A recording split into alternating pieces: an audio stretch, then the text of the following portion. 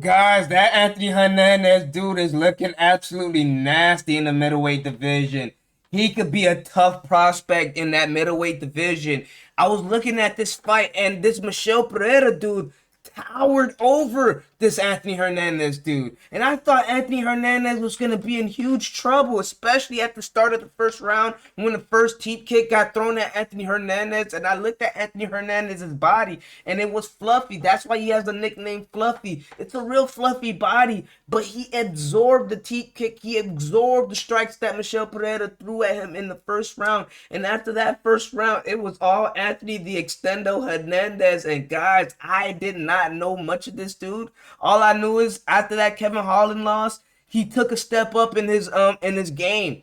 And he was on a fight, and he was on a huge fight win streak. About 5, I think it's on 6 now. And Michel Pereira, his last loss was a DQ, so he hasn't really experienced that loss feeling. So I knew Michel Pereira was gonna lose, but I did not think Anthony Hernandez was gonna look like that. I did not think he was gonna look like that. He did everything. It was nothing that he did wrong. It was the only thing that you could have said that he could have done better was actually get the finish.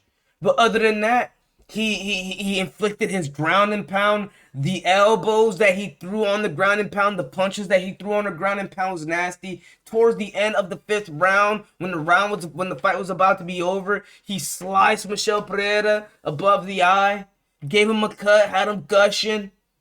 The fight had to be stopped by Herb Dean. Oh man, this Anthony Hernandez dude is on a different level.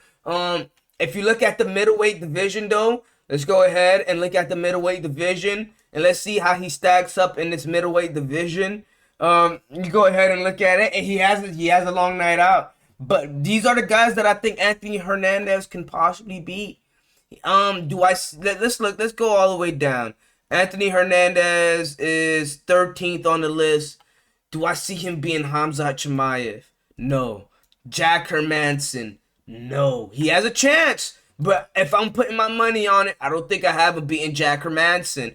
Paulo Costa, he could beat Paulo. Roman Dolidze, he could beat Roman. Brandon Allen be playing himself, so he can definitely win that fight. Jared Cannonier, this is the fight I should be screaming up for next if I'm Anthony Hernandez. Marvin Vettori, that's another fight I should be screaming up next if I'm Anthony Hernandez. Balajo did not look all that good against Cannonier. You can take that Balajo fight, get that number 5 spot for Balajo. You can go ahead and call it. You should have had a call out for Balajo, in my opinion. Imavov, I don't think he's been Imavov. Robert Whitaker, no.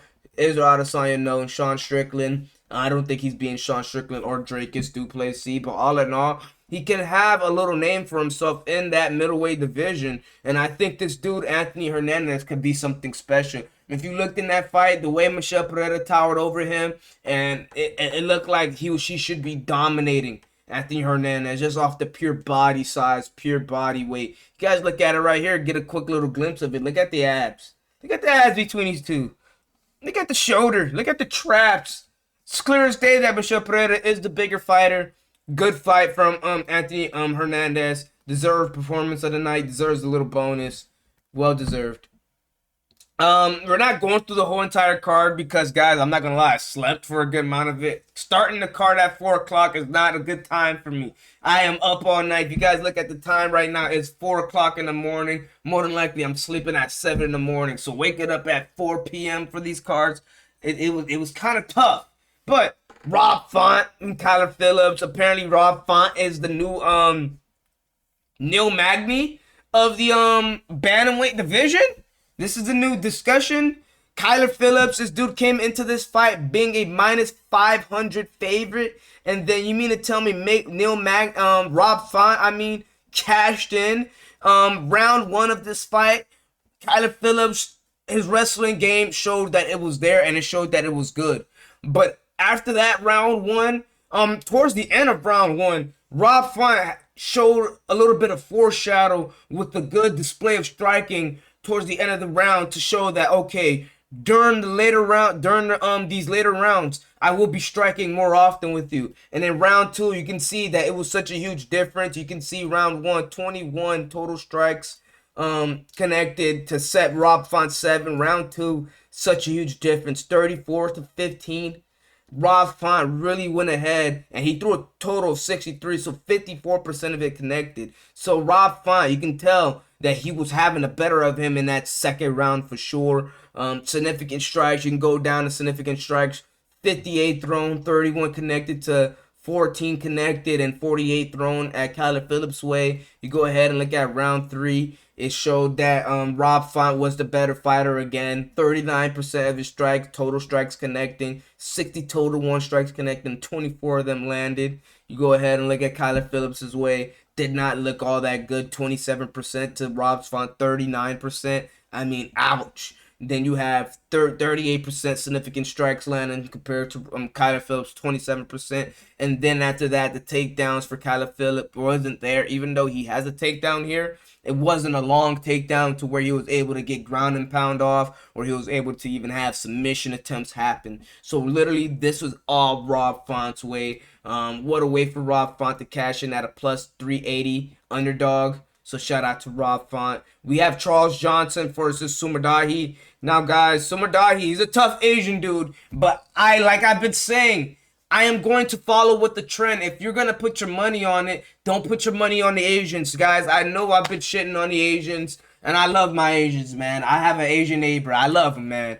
But let's be honest, when it comes down to the fight game, Asians just haven't been all that good historically. The last Asian that I knew was good was Chan Sung Jung, Bruce Lee, and these dudes, okay? So it's more the fact that there is no good Asian fighters, at least in the UFC. Might be in another organization, might be in Ryzen. I don't know. But in the UFC, these UFC bred Chinese fighters, they're never good. Charles Johnson, he did have a tough opponent, though. I will say this Sumadahi dude did give him a tough night out. But Charles Johnson was able to get the edge of this. I think this Charles Johnson and Ronaldo Rodriguez will be a good fight up next. I would like to see that matchup. Ronaldo Rodriguez and Charles Johnson.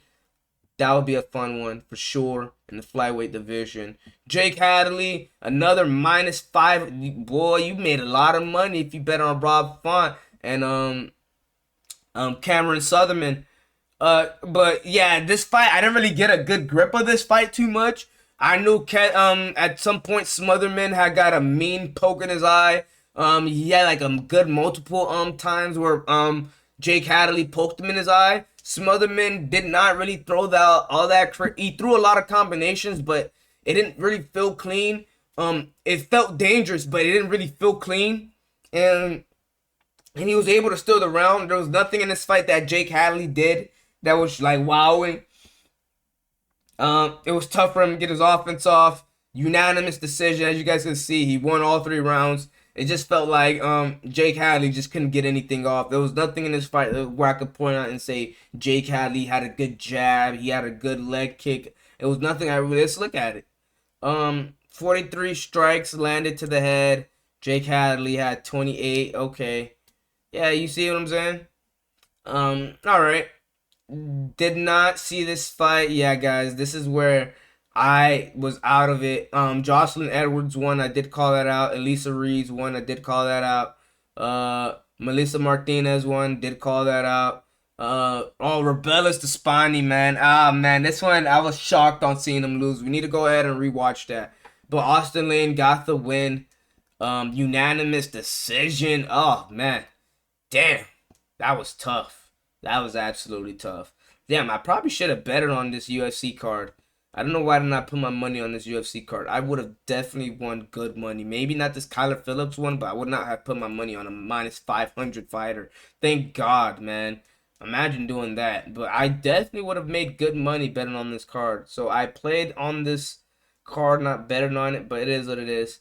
All in all, guys, like the video, subscribe. It's your boy Freddy T. Shorty. And I'm out.